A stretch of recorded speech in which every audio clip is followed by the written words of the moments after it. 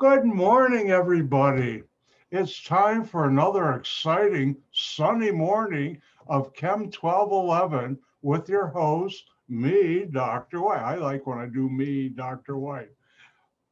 Good news, I got my second vaccination yesterday. My arm's okay. My brain is still okay. I'm okay. The people where I go at NCH Group, Northwest Community Hospital Group, or healthcare. I forgot healthcare. It's also the hospital. I've been with that group for a long time. They're huge, but they're amazing. Everybody has been so nice. So in 14 days, I'm protected. So look out. I'll be dangerous then. All right. Time for, hold on. It's time for a special announcement and gift from me, Dr. White. But before I do that, let me remind you, oh, hold on. Test, mole. All right, it's working now. All right, let me remind you, after class today, between 12 and 12:30, I will be sending out an email to all of you individually with the password for the version of test number three that you'll be taking. There are two versions. Dr. White got cute. See, I'm already cutting my laughing because I even break myself up. One version is B5 and the other is V8. Yeah, I should add a V8. But anyways, I'll be sending that out. Be sure you have until 1 p.m. tomorrow afternoon to hand it in, upload it as a single PDF file. Also, I highly recommend before you upload it, check your PDF file to make sure you've got all the pages of the test where you have answers. You do not have to include important information pages at the end. And yesterday afternoon, when I got home about 2:30 from getting my second vaccination, I was a little tired and all that. And I don't know if it was the stress or whatever, which shouldn't have been stress, but it was.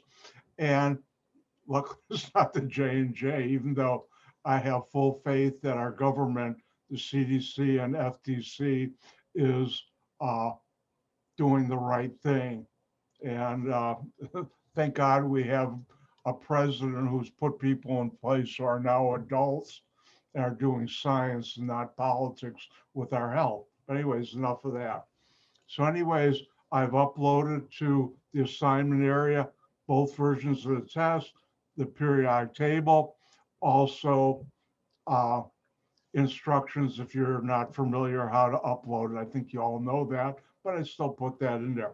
All right, now I got that out of the way. It's time once again for my special announcement and gift to you.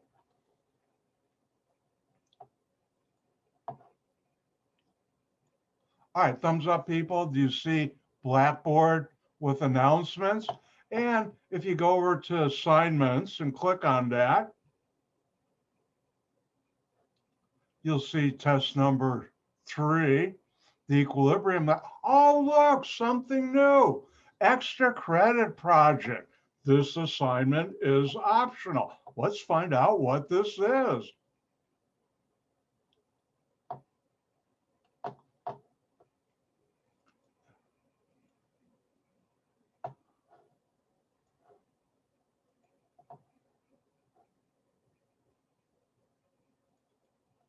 Everybody see extra credit project?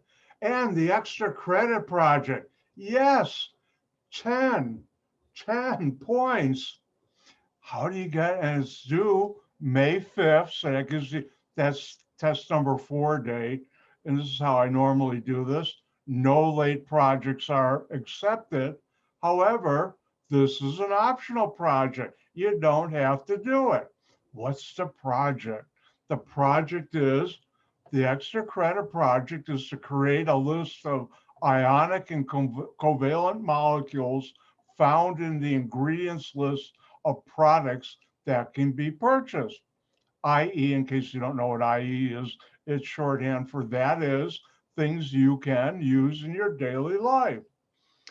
You must find 5 different molecules that contain ionic bonds. It can also have covalent, and you must, and to get to 10 points, you need to find 5 different molecules that contain, here's important, only covalent bonds. You can only use 3 molecules from one product. That's my way of making you look at a couple of different products. Uh, don't forget what I'm reading to you now is available for you to download either in a Word or PDF file. But to get the points, you must hand in a printed, and notice I didn't change this, I should say upload a printed table. Anybody doesn't know how to do a table in Word or whatever word processing software you're using, come to my office hours. I'll show you how to do that. It must be a printed table, or in our case, a PDF file or Word file with the product name, the molecule's name, and you have to put down, is it ionic or covalent? Be sure to include your name on the table. That's when we used to hand it in. You don't have to, because when you upload it, the file, when I download it from Blackboard, has your name on there, but you should anyways. You'll get 1 point for each correct entry. That means all things have to be correct. The product name, the molecule that's in the ingredient list, and whether it's ionic or covalent. Also, you got to do all 10 to get 10 points. Students get upset. How come you only gave me 8 points? Well, you only put down 8 things. You forgot 2 more. All right. Now you'll get 1 point for each correct entry with a total of 10 points possible. Now, to make it interesting, you can't use gasoline, water, sodium bicarbonate, carbon dioxide, ethanol, also known as ethyl alcohol, sugar, sodium chloride. Remember, please pass the NaCl, oxygen gas, nitrogen gas, or air. Everything else is available, but it has to have an ingredient label on it. And here are a couple examples. You can't use these because these molecules are in the do not use list. Coca-Cola, I'm a Dr. Pepper, I should change that to Dr. Pepper or Verner's, has water, and that's covalent. Campbell's chicken noodle soup, which I haven't bought in about 35 years, I make my own, has sodium chloride, and that's ionic. It has other things.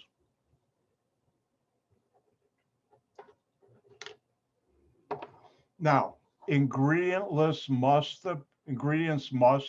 appear on a list in the product, on the product. In other words, you can't pick up a banana and say it has this or an apple has this, because last time I looked, I have never seen in a produce section, and Dr. White worked in the produce section when I was in college one summer. I've never seen an ingredient list on an apple, pear, banana, or whatever. Now, again, this is optional. You don't have to do it.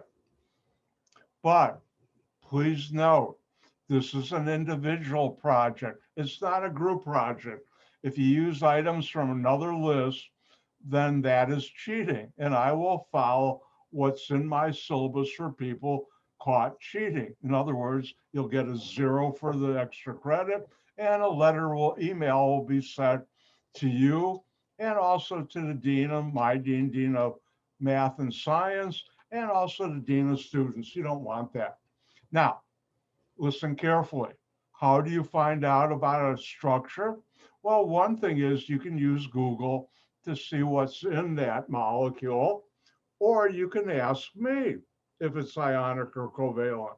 If you do your project before it's due, if we were face to face, I'd say show it to me. But since we're not face to face, email it to me. I'll check it and I'll tell you what's wrong. And you'll have plenty of time, if you do it before it's due, to change it so you can get, yes, your 10 points. Hold on one second. So let me remind you once again, It's 10 points. Yes, 10 points.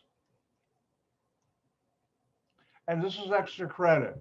And the way you might want to think of it is, if you do this, it's like getting 10, yes, 10 more points on one of your tests or just your total. And that always helps your grade. It can't hurt it. And so it's optional, but it's 10. 10. Do I still have 10 fingers? Yes, I do. And if you have any questions, come to my office hours or ask me after lab. But I'd highly recommend you do it. Let's go back. It's due May 5th, which is the date, Wednesday of test number 4.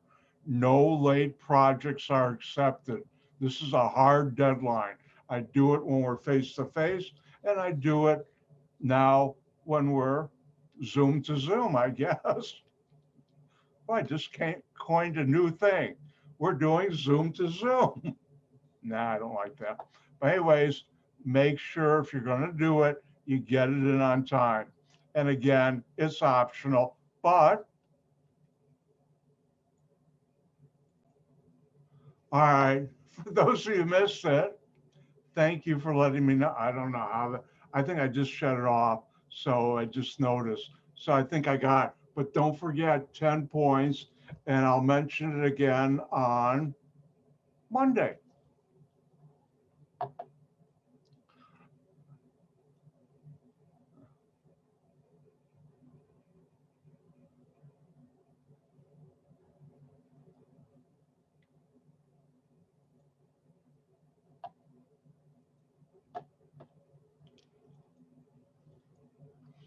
All right.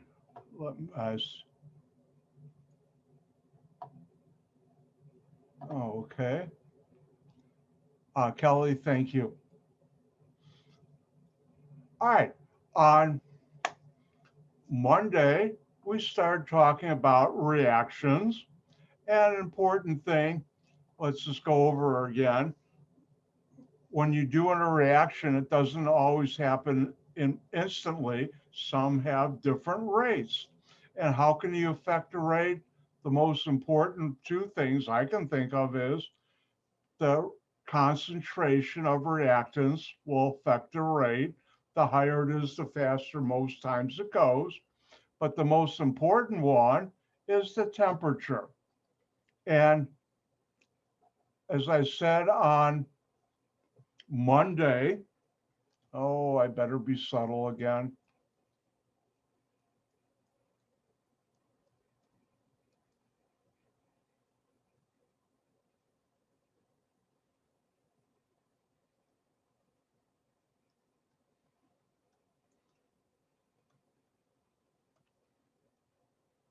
And that's for temperature. The rule of thumb is that the rate of a chemical reaction doubles for N every 10 degrees C increase in temperature. Now, this is a rule of thumb. That means it's mostly correct, like 98, 99% of the time, but it's not a law. A law is always correct, 100%. And if you see the rule of thumb I wrote it on my left thumb today, you should remember that the rate of a chemical reaction doubles for every 10 degrees C increase in temperature, which is why if you cook your food normally at 375 in an oven and you accidentally keep it at 500 and cook it the same way, it will come out badly burnt, which I've never done. Hopefully you never will either. And I talked about a catalyst, and a catalyst is something that makes a reaction go quicker without being consumed. And we'll talk more about that this morning. Now, I ended up talking about exothermic and endothermic reactions. And exothermic, and by the way,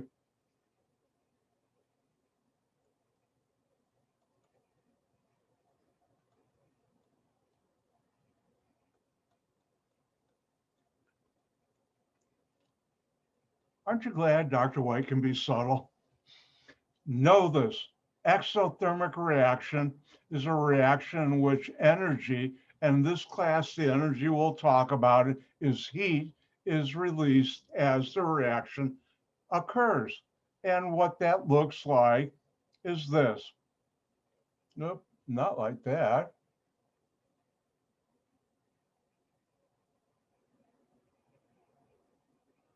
Let me get my right color pen.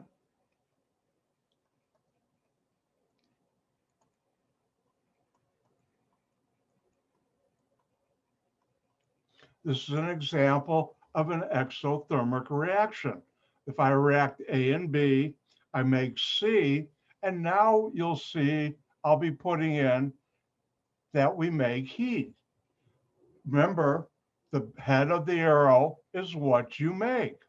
And therefore, this is exothermic. Exo meaning giving out, thermic heat. And that's an exothermic reaction. Now, the other type of reaction is an endothermic reaction. An endo meaning inside, thermic heat or energy is a chemical reaction in which the continuous input of energy, heat, is, and for this class, is needed for the reaction to occur.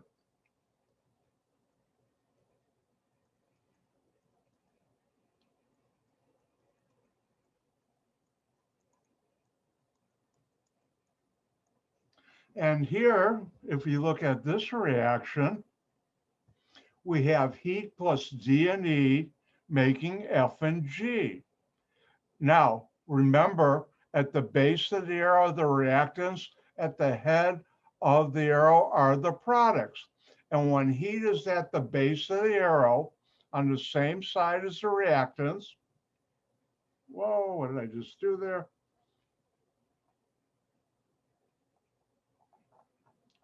I know what I just did. That's not what I want.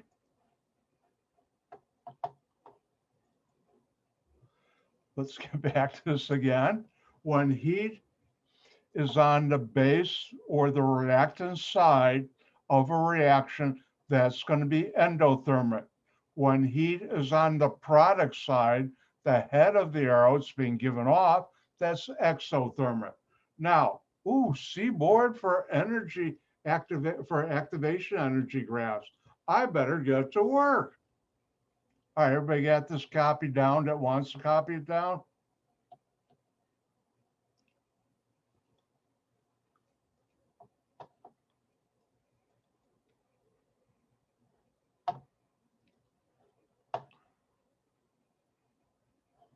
Let me check something first. Yep, I'm still recording.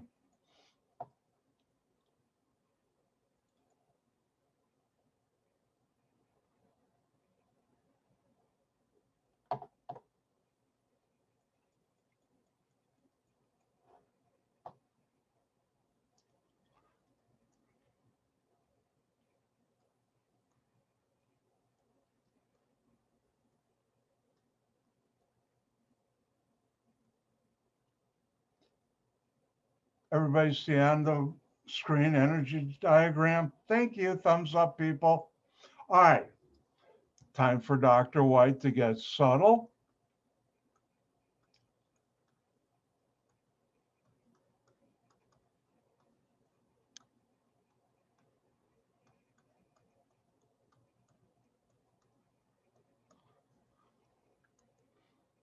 Now, energy diagram is a way to show what's happening with the energy of a reaction. And let's look at the following reaction, which is exothermic.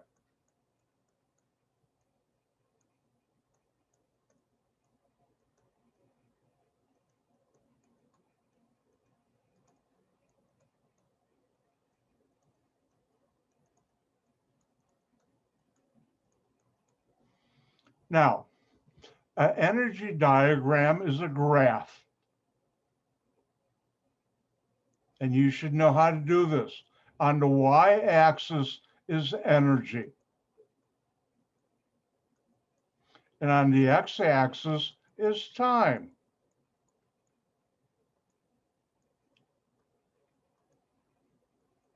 Now, couple things. Each molecule or element has a certain amount of energy. And in chemistry or in nature, you never create or destroy energy. The amount of energy on this side is equal to the total amount of energy on the product side.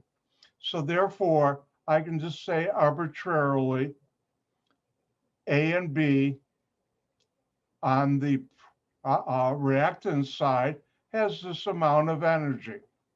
Now, let's look at C. C plus heat equals the energy A and B. But that heat is released, given off. Just like when you light a candle or a fire in your fireplace, you can feel the heat. That's an exothermic reaction. So the question is, does C have more, the same, or less energy than A and B? Time's up. Well, if A and B has the same energy as C and heat, if some of that heat energy on the right side, the product side, is given off as heat, therefore C has less energy than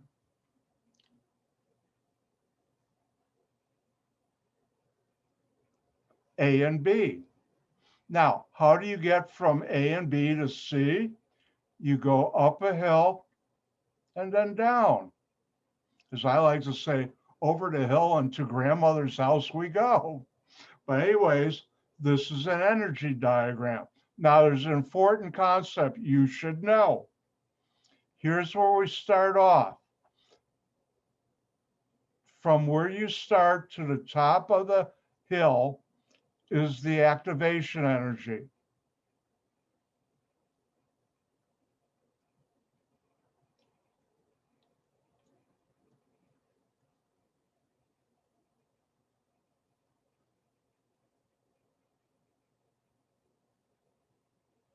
And the activation energy is how much energy has to be involved in a collision between A and B in order to get a reaction to go.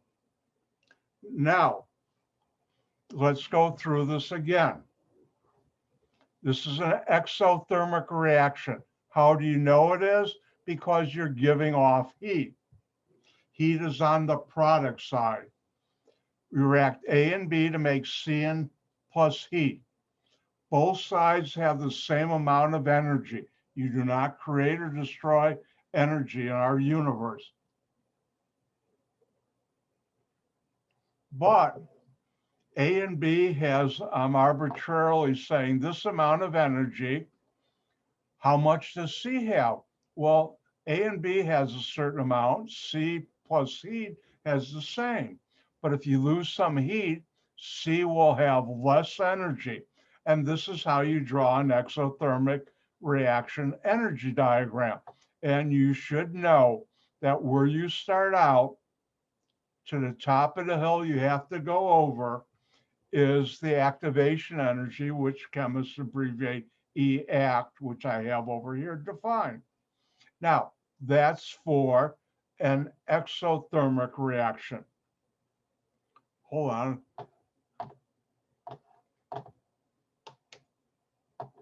That's not what I want.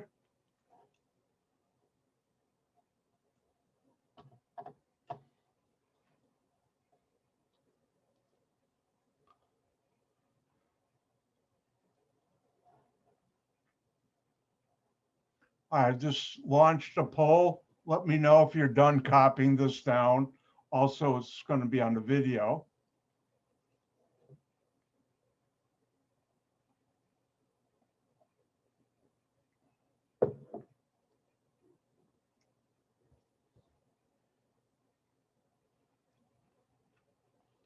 I think everybody's got it copied down. If you don't, play the video or see me during my office hour. Oh, by the way, I almost forgot. Time out for important announcement from Dr. White. Don't forget me. I will be in my office hour tonight. If you have any questions about test number 3 while you're taking it, either email me or stop by my office hour if you need help. I do the same thing if we were face to face. If you have questions, I answer them. I'm not going to give you the answers to the problems, but if you're confused about something, I'll try and clarify it. Generally, I can. All right, let's look at, everybody see exothermic on their screen? Thank you. Let's look at an endothermic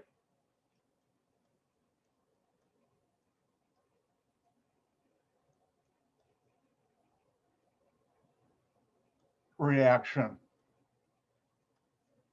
And let's do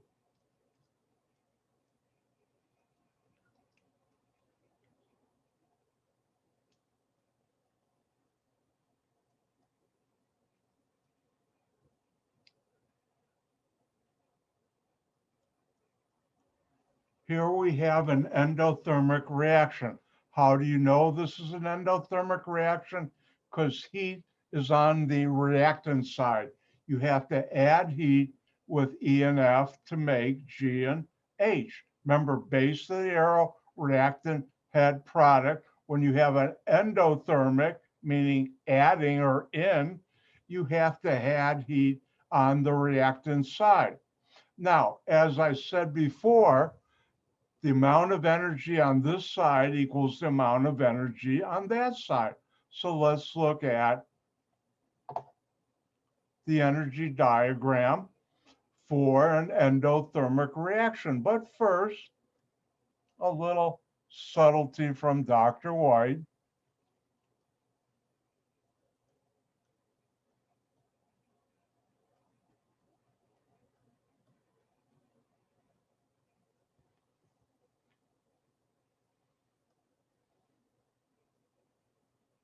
And like the previous energy diagram, on the y-axis, you have energy.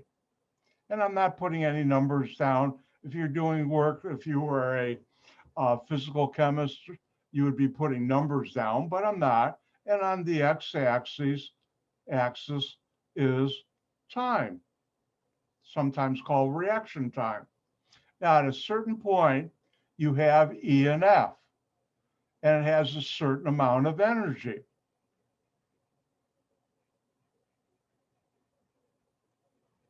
But the total energy on this side is E and F and heat. Therefore, this side has to have the same amount of energy as that side. And the question is, does G and H have more or less energy than E and F? We're not including the heat. And the answer is it has more, because G and H has both the energies of E and F plus the energy of heat. So it's going to be above. And how do you get from E and F to G and H? You go over the hill, and down the hill to grandmother's house we go. And Kelly, the answer is yes, I can. All right, let's go through this again, but first let me do a quick cleanup of something.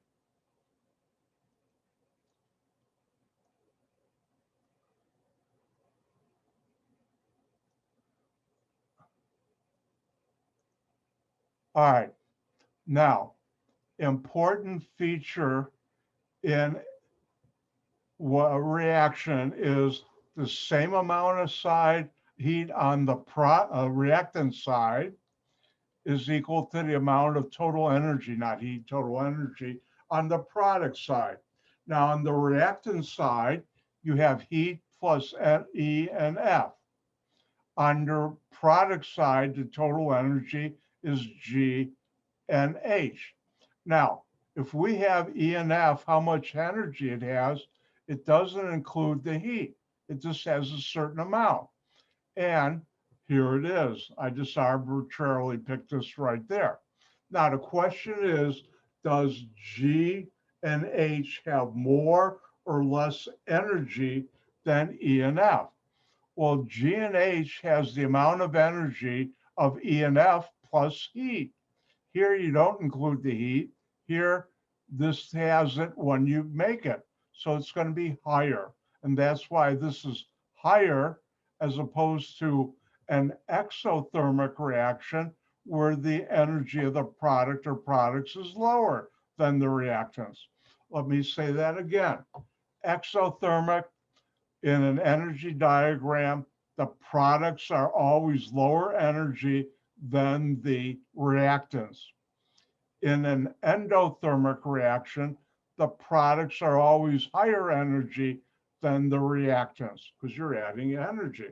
Now, once again, if I just extend this out here, starting from here, going to the top,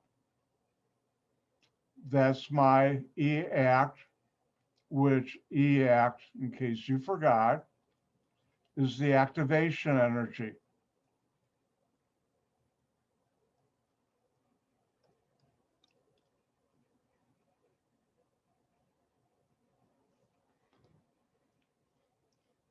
And so, as in every reaction, when you mix things together, you have to go up a little hill, over the hill and down the hill to grandmother's house.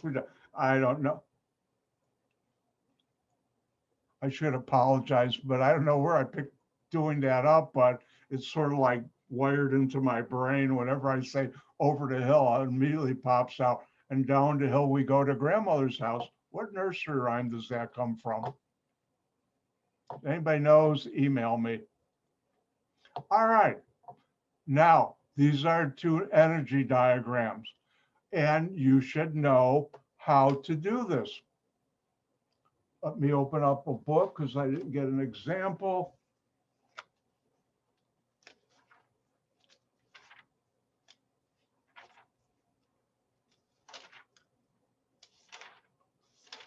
In real life, I'd be doing this in front of the class.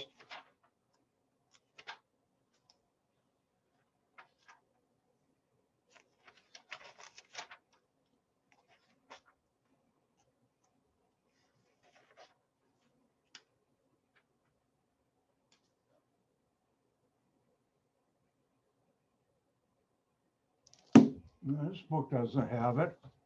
Well, it's time for Dr. White to make one up.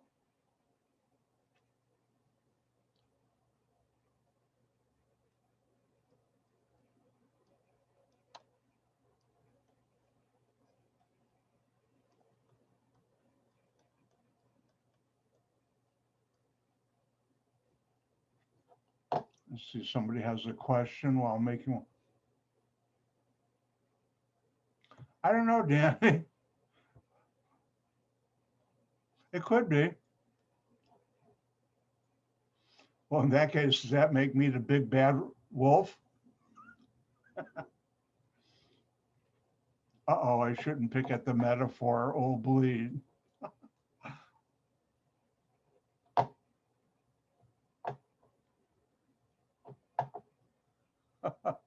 All right, hang in there.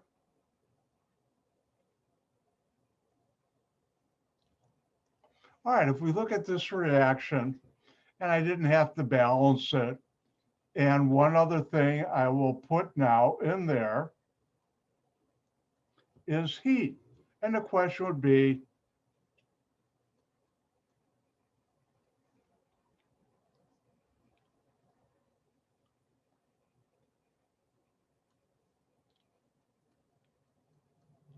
remember, this is test 4 material, not test 3 you're going to be taking later today.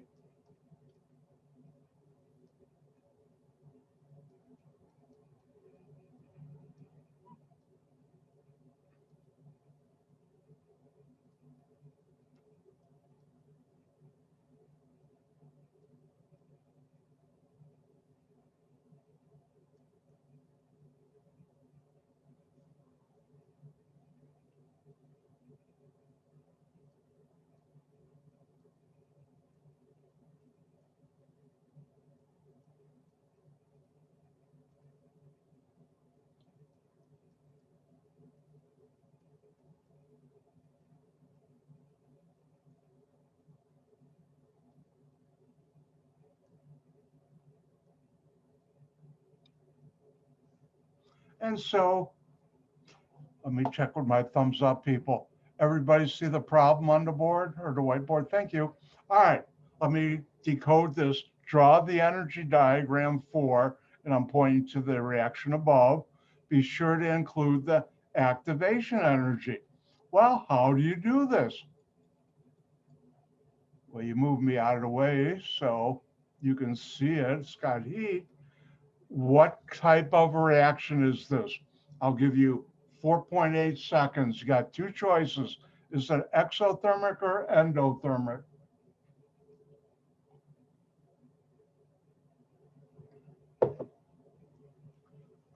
Time's up. It's exothermic.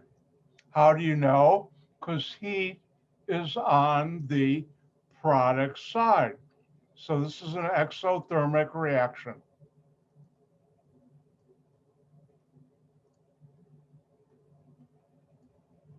I see I have a question, and now that I finished writing that,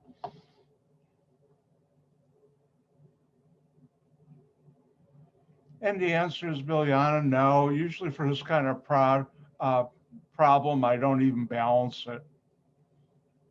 I guess I was in the mood to balance it today. It doesn't matter if it's balanced or not. Now, since it's exothermic, I know first of all, I'm going to draw my graph. And energy is always on the y-axis in case you're not sure. This is y, this is x. And time, and in some books you'll see instead of time, reaction coordinates. It means fancy way of saying time. Now, if we look here, we don't have to put the coefficients. We have C3H8 and oxygen. And that has a certain amount of energy. And here you don't have to put the coefficients.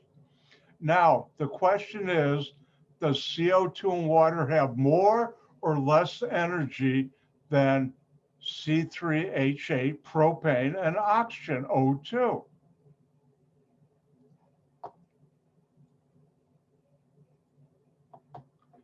And the answer, somebody already beat everybody to, is correct. And the answer is CO2 and water have less energy than propane and oxygen. Why? Because this side has a certain amount of energy. And this whole side here has the same amount of energy, but, oh, I'm going to go Technicolor on you, look out. But I'm interested in the energy of these two molecules, which means since you're giving off some of the energy as heat, those two molecules will have less energy than the starting materials, the reactants. So I'll put it over here. Now CO2 plus water. And how do you get from here to here? You go over the hill and down the hill to Grandma. Oh, that's an ugly looking hill. Sorry about that.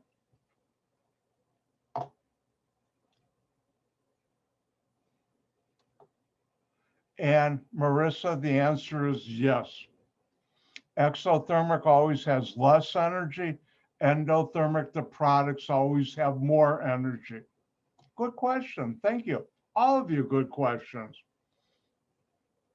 And it asks, be sure to include the activation energy.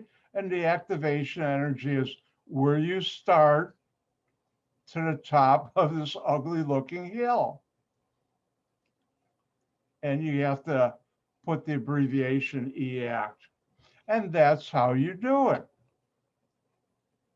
Now, let's talk about something important. And that is a catalyst.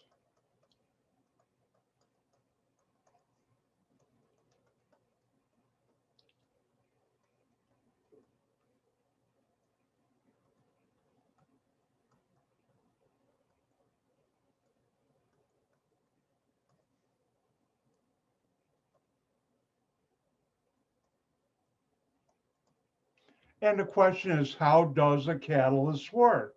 I'm not asking what is a catalyst. I'm asking, how does a catalyst work? And the answer to that is a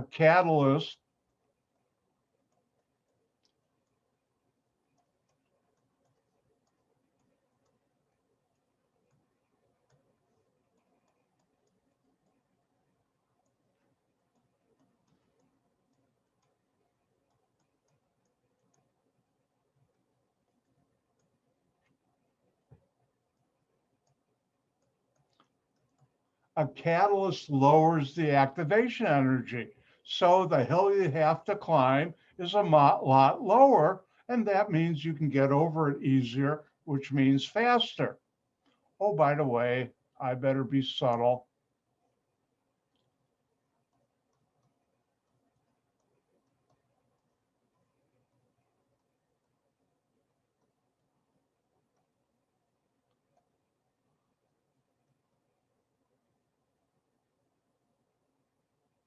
You should know, how does a catalyst work? A catalyst works by a catalyst lowers the activation energy.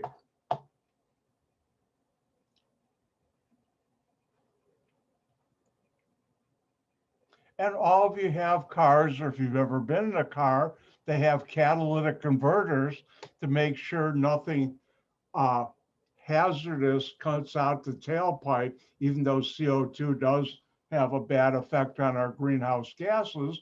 But as opposed to carbon monoxide, which is quite deadly, or unburned hydrocarbons, which is also real bad for our greenhouse gas, there's a greenhouse gas, and a catalytic converter lowers the activation energy so anything unreacted can still react with oxygen present.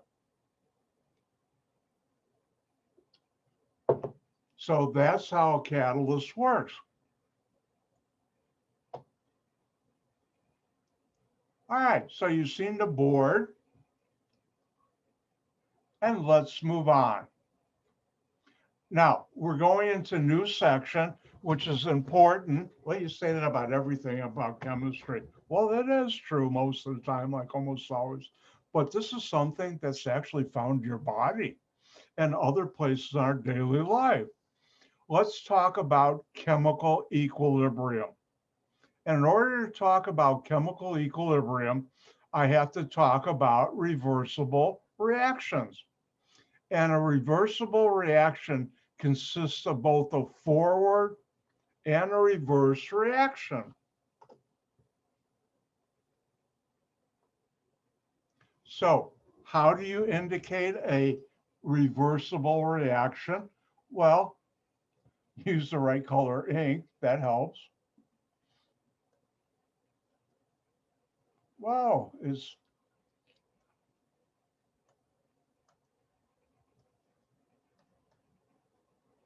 now let's assume we have a reaction. A plus B makes C plus D.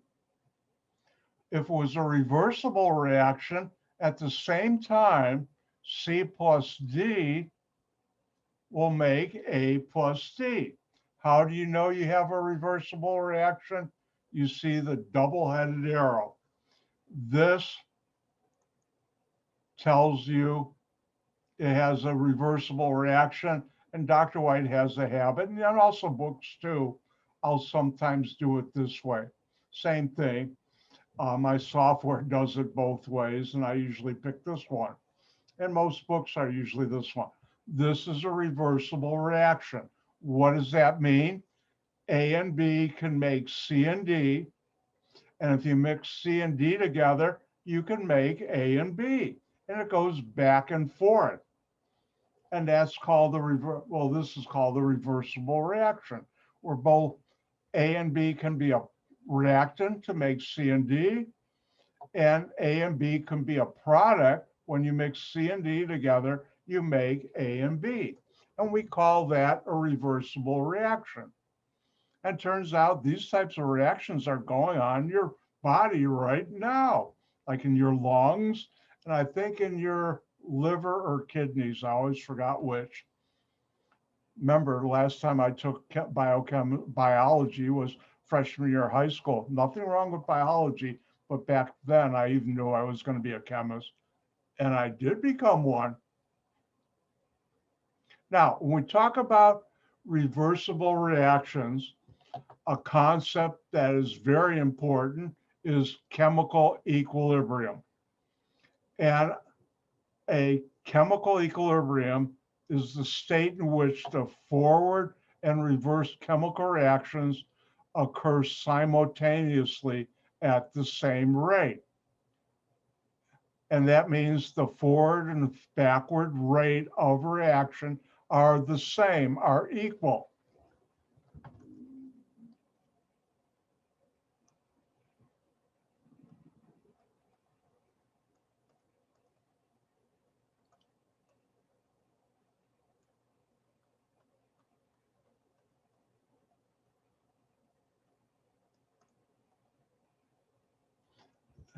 Another way of defining it, which is in your book, I don't like, processing wherein two opposing chemical reactions occur simultaneously at the same rate.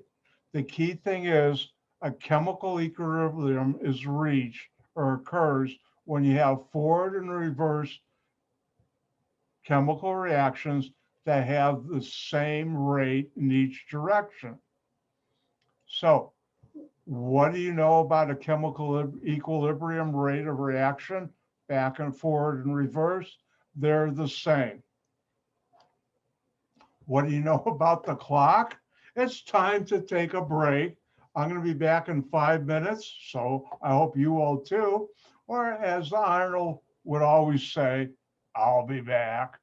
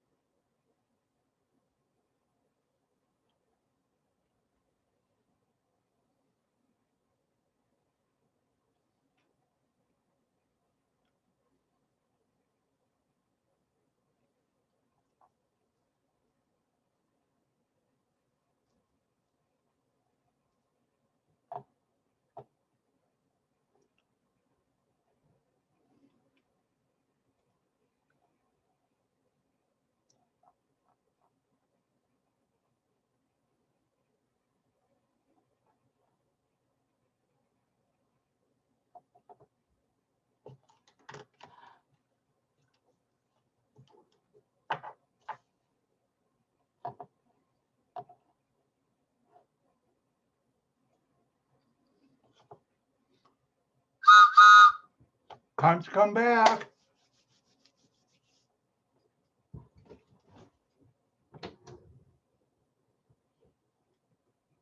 All right, welcome back.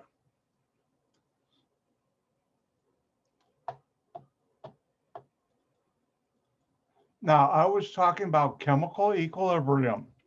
And when you have, first of all, let's back up. I did.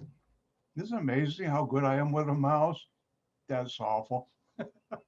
Anyways, reversible reaction.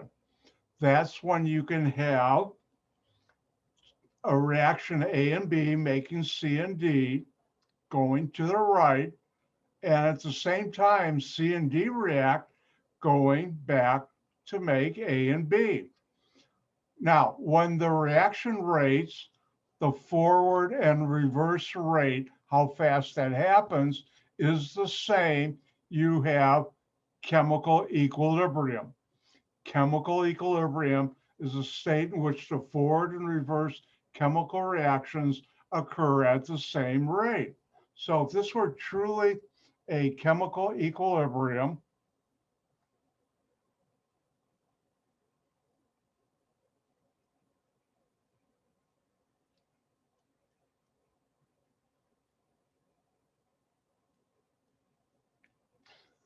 first of all, in order to have a chemical equilibrium, you have to have a reversible reaction, which I have. And you know that by this double-headed arrow. And for it to be at equilibrium, the forward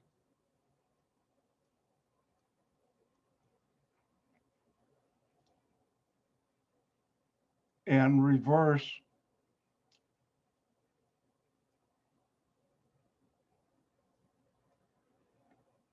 rates are the same or equal. Either way, one is a synonym, another. Ooh, Dr. White used a big expensive word there on you, synonym. My English teachers would be happy now. All right, and you should know this also, that for an equilibrium, chemical equilibrium, the forward and reverse rates or rates of reaction are the same. That's critical. And if I were to put down here,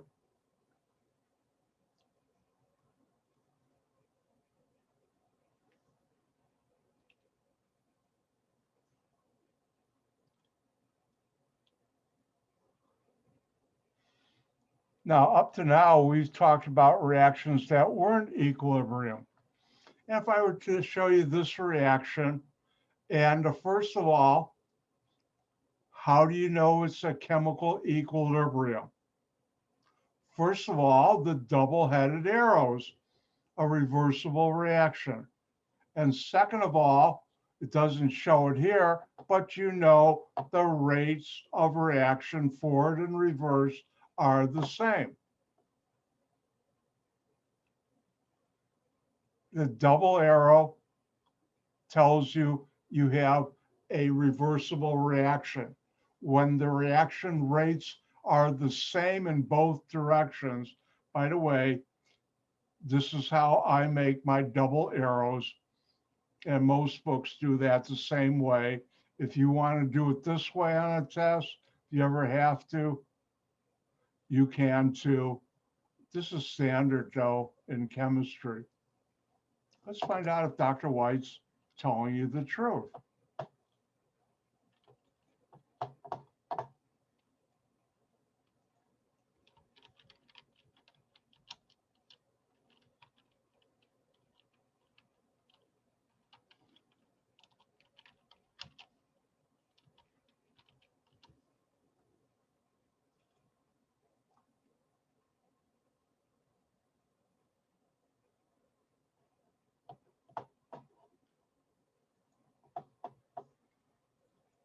Now, this is more detailed or not.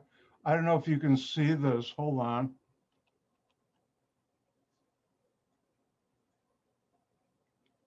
They have a better one, larger. This is going into much more detail than you want to know, stuff I've learned. But can you see that on your screen right now? You see the double-headed arrows? You get your magnifying glasses out. You can see that they do it the same way I do. I don't know if I mentioned this. I think I might have, but I should mention again. For chemistry and Wikipedia, it's been so heavily policed by people like me, and I have, and my credentials when I ask for a change it's made, that it's been years since I've seen any major mistake in anything chemical I've ever opened up in Wikipedia. Other stuff, don't know, but chemistry, it's good to go.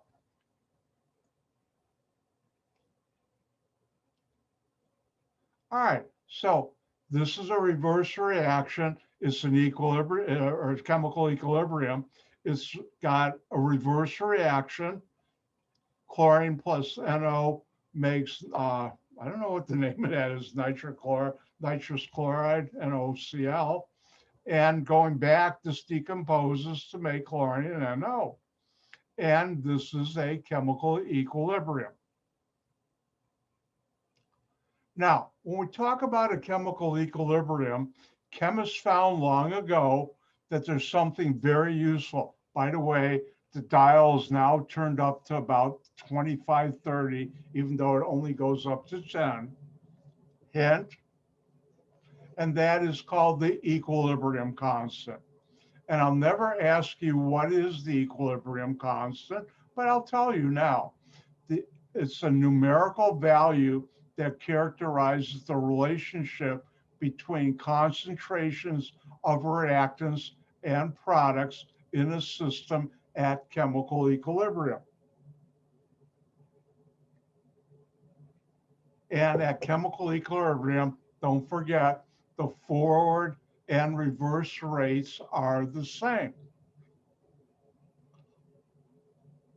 Let's look at how you get that constant.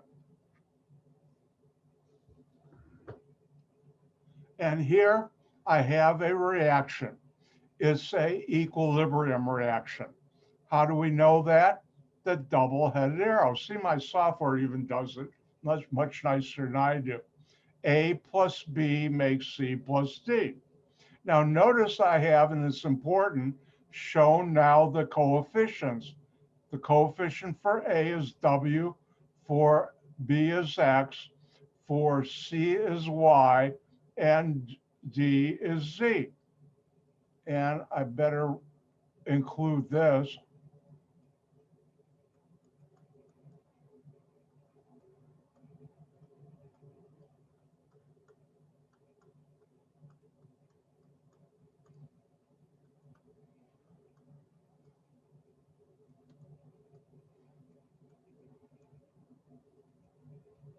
Everybody get the message? I charge extra for kids. All right, now, chemical equilibrium is abbreviated by the capital letter K and subscript EQ. That's the equilibrium constant. K in chemistry is a constant usually. Now, how do you do it? You take the concentrations of each product on top of a ratio to the power of the coefficient times each other divided by the concentration of the reactants to the power of that reactant. And they're multiplied, not added. I'll talk more about this. Now, whenever you see a bracket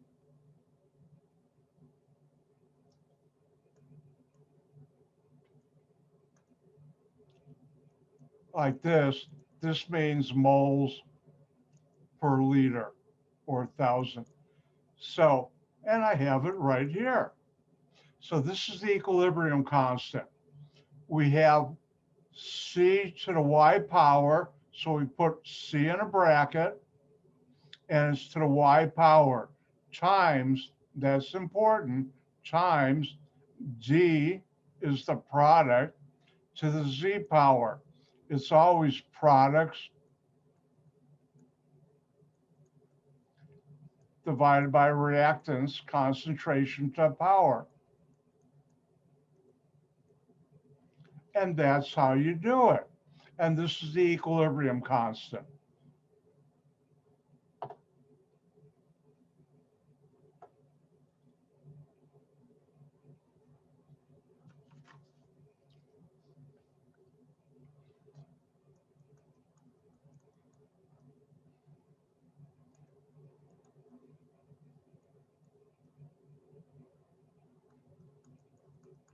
Now for this one, I have to give you the balanced chemical equation or it makes no sense.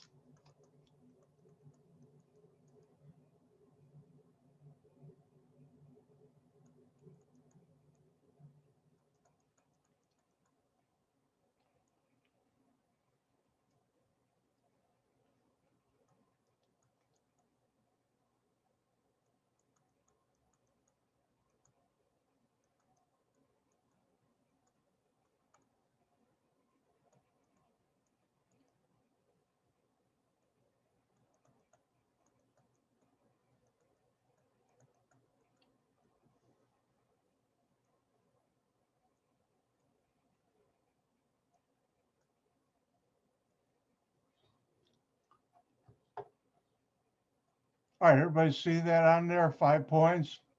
All right, 5 points. Show the equilibrium constant for the following. Well, how do you do that? Well, you look at the balanced chemical equation. And K equilibrium for this one is the concentration of the products to the power of the coefficient divided by the concentration of the reactants. In this case, the right side of this equilibrium is called the top or product, or is put on the top. We'll call it products, and the left goes bottom of the ratio. And therefore, the first thing I have is water. And notice the coefficient is 2, so that's the 2 power. Then it's times the concentration of any other products. In this case, we have chlorine, and you put it in the brackets because we're talking about concentration to the power of the coefficient. And then on the bottom, we have HCl. And what's the coefficient? 4 times the concentration of oxygen. What's the coefficient? 1. When there's no coefficient, you don't have to write anything there. And this would be the equilibrium constant. Now, watch closely. common mistakes students make on test number 4. Test number 4 is the following. And I've never figured out why. Well, I think I sort of know.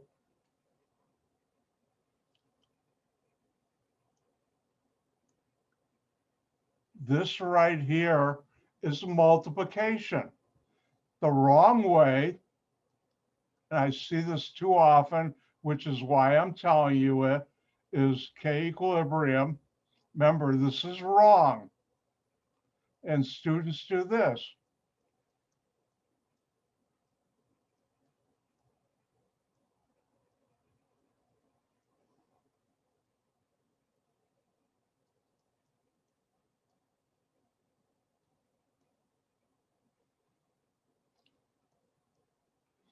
This is wrong.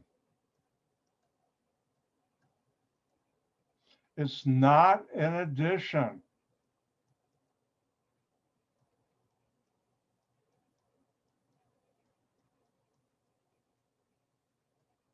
So don't do that. It's a multiplication.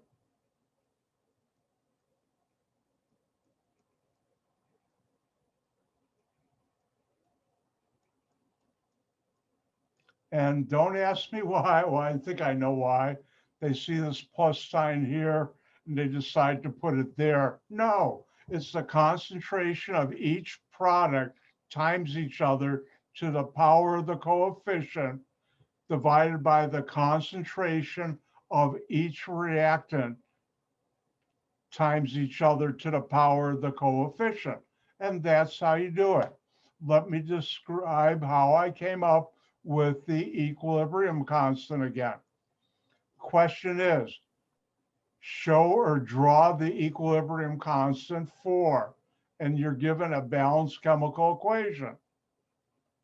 The equilibrium constant, KEQ, is equal to the reactant concentrations to the power of each coefficient times each other divided by the left or product side of our product, the reactant side of the equilibrium going to the right to the power of the equilibrium. It's not addition. No. Time for Dr. White to let you have some fun too. Hold on, I see a question.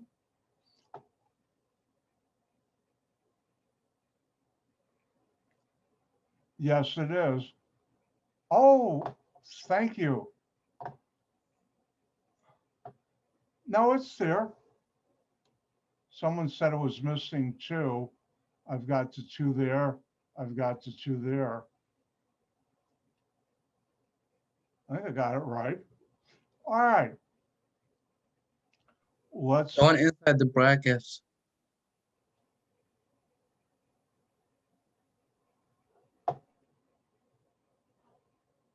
What was the question again? Whoever said that, could you repeat that? I think in the, oh, you're right. Thank you. Well, there goes my perfect day. I don't think I've ever had a perfect day in my life. I've had some really nice ones. Actually, every day I get up and can breathe, that's a perfect day in my book. All right, let me have you have some fun.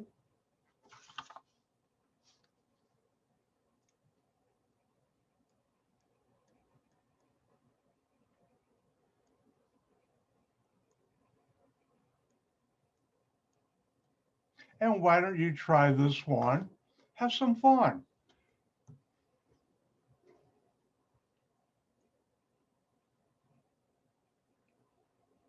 Write the equilibrium constant for that reaction. 2 sulfur dioxide plus oxygen makes 2 sulfur trioxide.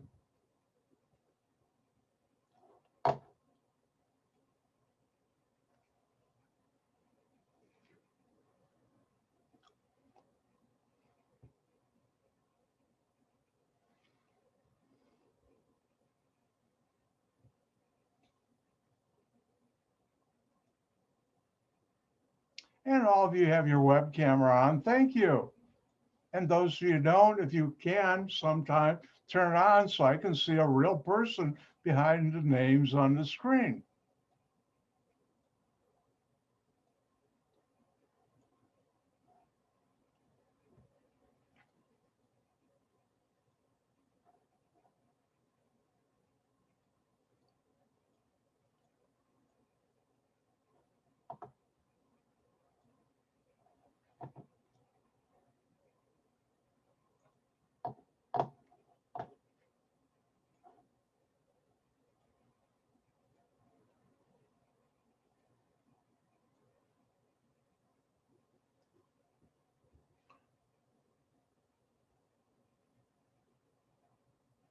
And the results are coming in.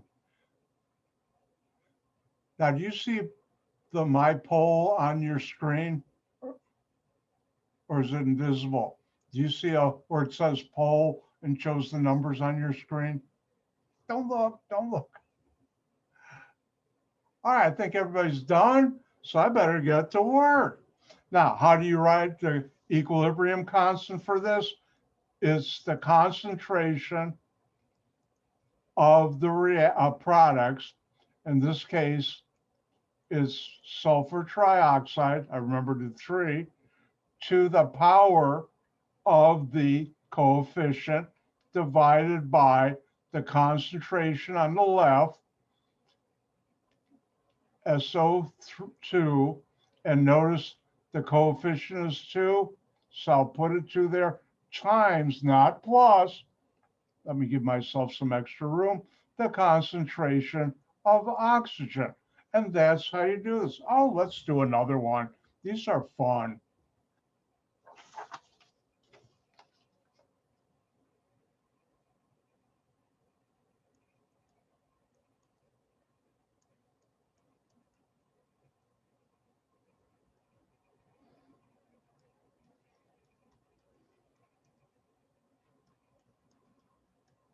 And the question is, again, draw or write the equilibrium constant for that reaction.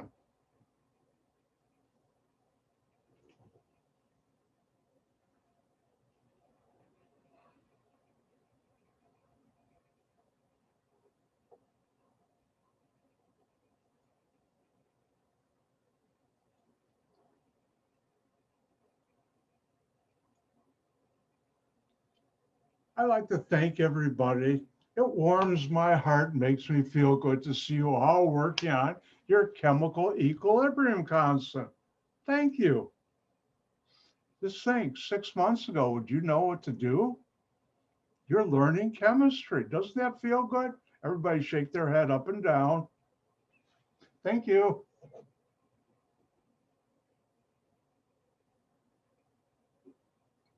Being serious, think about it. You are learning some very complex chemistry and have learned that.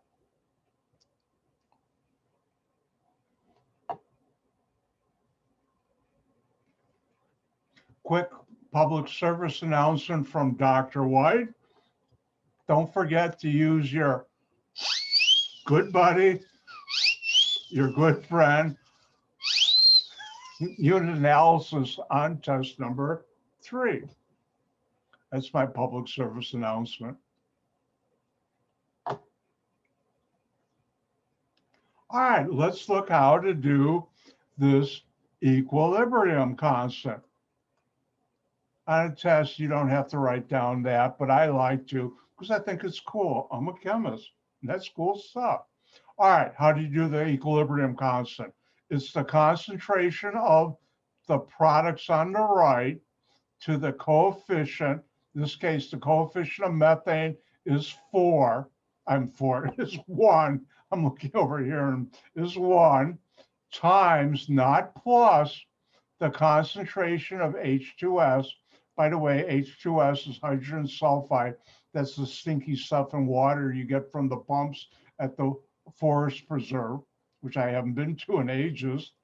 But when I was a kid, remember the pumps they had, the hand pumps at the forest preserve? Anyways, divided by the concentration of the reactants on the left.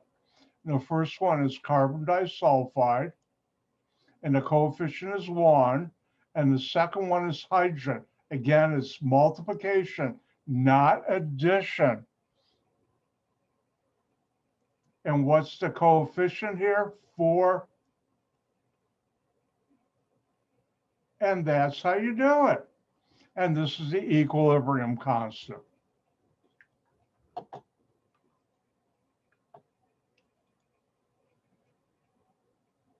Now, I'm going to skip this part and come back to it later on page 17, temperature dependence on equilibrium constants. But let's talk about K equilibrium, the equilibrium constant, and reaction completeness. The magnitude of K equilibrium conveys information on how far to completeness a reaction has proceeded. The larger K equilibrium is, the more products are made on the right. The smaller, the less products. See the board for examples of reactions with K equilibrium and the significance of large and small K equilibrium, KEQ. Again, how large the equilibrium is conveys important information. How far to which side a reaction goes. And the larger K equilibrium, the more, if you're looking at the right side, the products are made. So let's look at this. When K equilibrium, for K equilibrium, let's just consider this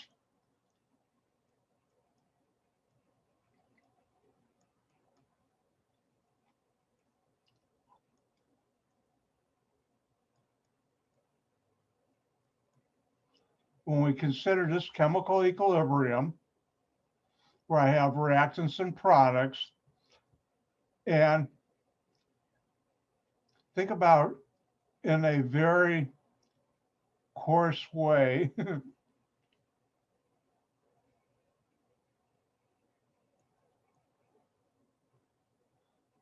I still have problems doing Q's on this tablet. I don't know why, but in a very coarse way, products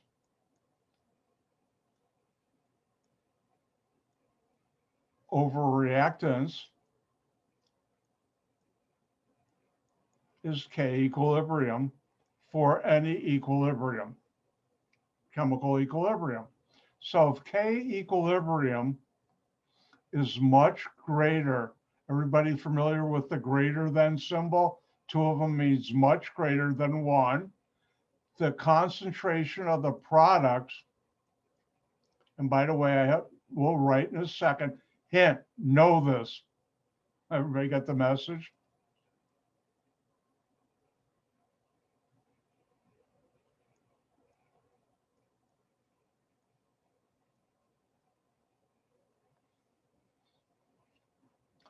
And how do you know that?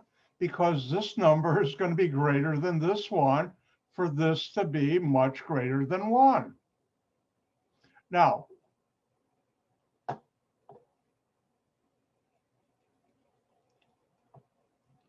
when K equilibrium is much less than 1, the reactant concentration will be greater than the products concentration. Remember, concentration, moles per liter, how much you have. And why is that? Because in order for K equilibrium to be very tiny, the bottom of this equation, mathematical equation, the reactant number is going to be greater than the product number concentration. So let me go through that again. When K equilibrium, when you have the products and reactants What do you know about the relative concentration? And the key word is relative concentration of products for reactants for any equilibrium set up like this. If K equilibrium is much greater than 1, then the product concentration is greater than the reactants. When K equilibrium is less than 1, then the reactants concentration at equilibrium will be much greater than the products.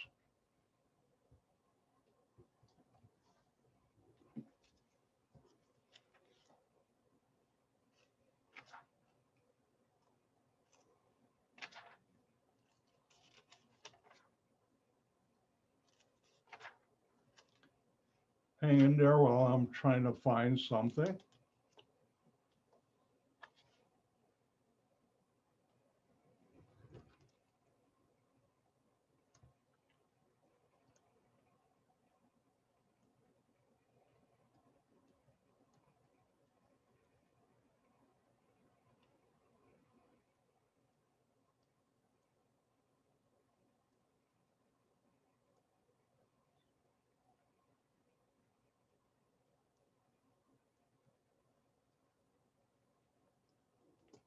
All right, let's look at the following.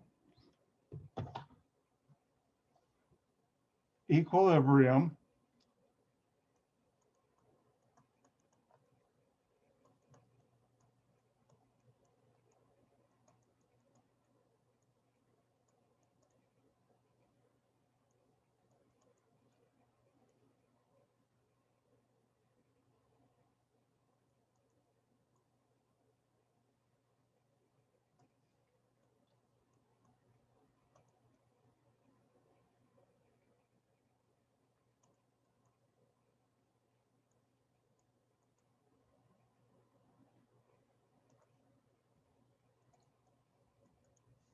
All right, if I were to give you on a test 5 points, I give you a chemical equilibrium, and I also give you the equilibrium constant. And I ask, describe the relative amounts of reactants and products in this equilibrium. Well, what do? You look at the equilibrium constant. Is this greater than 1 or less than 1? Hint, 10 to the 8th, whenever it's 10 to a positive power, it's greater than. So how do you describe that?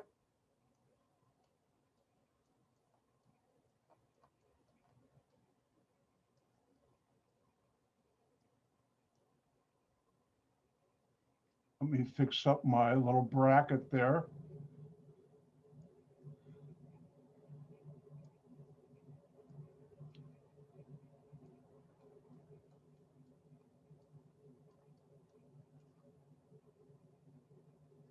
And the answer is this.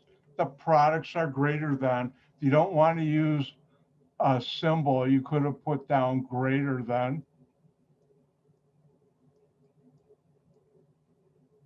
Or you could have used, oh, I'm going to use it again today, the synonym phrase, much larger than, or any other way you want to indicate there are more products than reactants at equilibrium. And how do you know that? Because the equilibrium constant is much greater than 1. 10 to the 8th, put down zeros after it, you'll find out that's much greater than.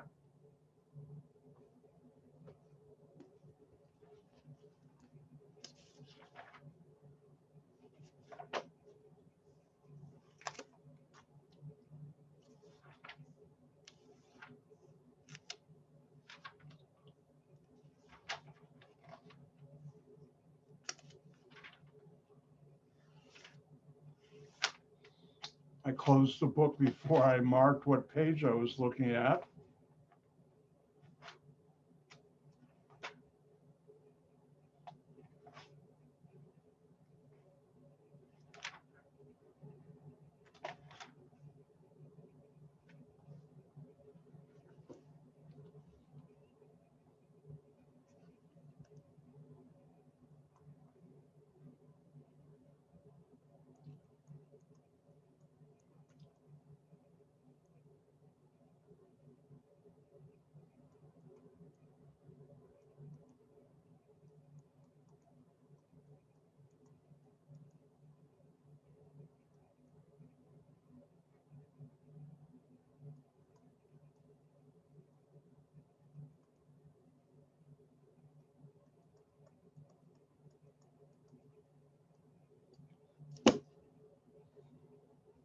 Who's ever got a question? Let me put my book up so I don't have it fall on my foot. That wouldn't be nice. And Biljana, the answer is yes. All right, let's go through this one again, then I'll have you try one. The question is, describe the relative amounts of reactants and products in this chemical equilibrium, where I give you the equilibrium constant. And remember, when K equilibrium is greater, much greater than 1, there are more products than reactants. That's because this number is going to be greater than that number. When K equilibrium is much less than 1, the relative amount of reactants is going to be greater than products. And therefore, this number is much greater than 1. And the answer is, we know there are more products than reactants. And you can either write it out or, as I did, use the symbols. Now, this one, I should have found a better example, but what can you say about the relative amount of reactants and products for that equilibrium? And that's 5.0 times 10 to the minus 9.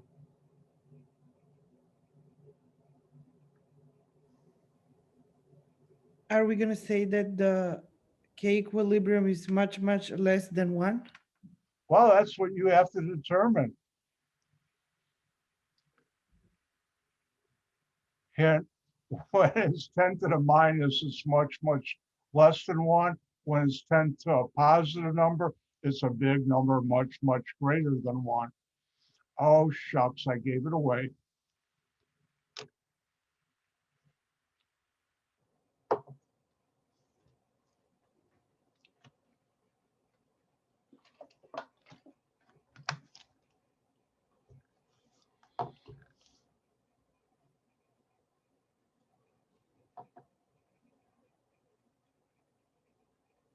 Ooh, somebody already knows that already. All right, anybody need more time? Oh, I'm going to do, instead of polling, thumbs up. If you're done, give me a thumbs up. Those of you who had your screen on, your webcam on, you can use the emoji. Thumbs up, people. Oh, it looks like, oh, somebody's giving me a thumbs down. All right, let's get to work. What do we know? Look at the K equilibrium. K equilibrium is much, much less than 1.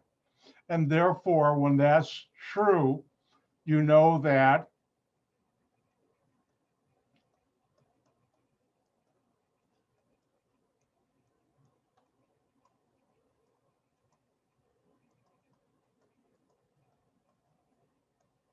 the concentration of the reactants is much greater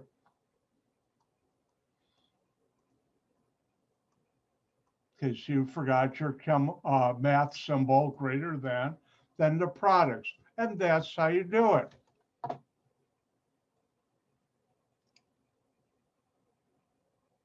And we've done our examples. We'll do more after the test. And the next thing I'm going to be covering is Le Chatelain's principle. Kelly, what's your question? Can you write it opposite instead of reactants first and products? Yeah, but even if you got to use the right symbol. Okay.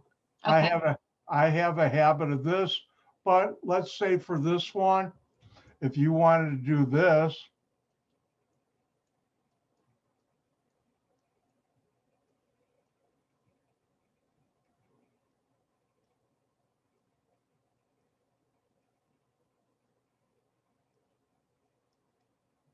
that would be totally acceptable. Both of these mean the same. They're more reactants than products concentration. Is that what you were asking, Kelly? Yes. So the answer is, on a test, you could write either one, and you've got everybody else listening to my voice as witness I said that, which is a good thing. All right. Now, one thing the Chatelier, I'm using my North Side Chicago accent.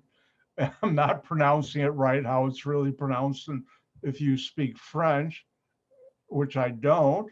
Twice now, I've had students who are from French colonies in Africa.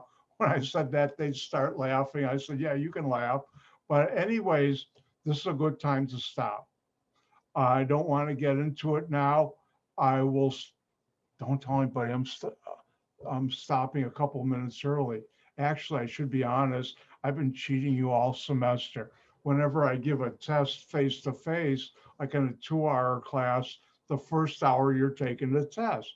I got an extra 4 hours because I'm not doing that, but it helps you out too. All right, remember, in about 10 minutes or less, maybe by noon at the latest, I will be sending out an email to you individually with your password. You will either be doing version B5 of test number 3 or version V8. Yep, I should have had a V, no, never mind, but version V8. Remember, you need to upload it as a PDF file to the assignment area of Blackboard by 1 p.m. tomorrow. You have plenty of time. If you have questions, email me. I am teaching this afternoon, so from about noon until 4, I won't be checking my email. After that, also, I'll have my office hours tonight. Don't forget, labs are due either Thursday or Friday. Make sure you hand them in, because I'm not going to give you an extra till Sunday or Saturday, Sunday, or 2 days. If you're Thursday, Saturday, if you're Friday, Sunday, 1 p.m. to hand it in. And if you don't, 0 points. Let's get them in on time. And with that, I'm done for today. For those who have lab on Thursday, I'll see you Thursday morning. For those who have lab on Friday, I'll see you Friday morning. And with that, Dr. White's going to say, Gang gesund. Goodbye.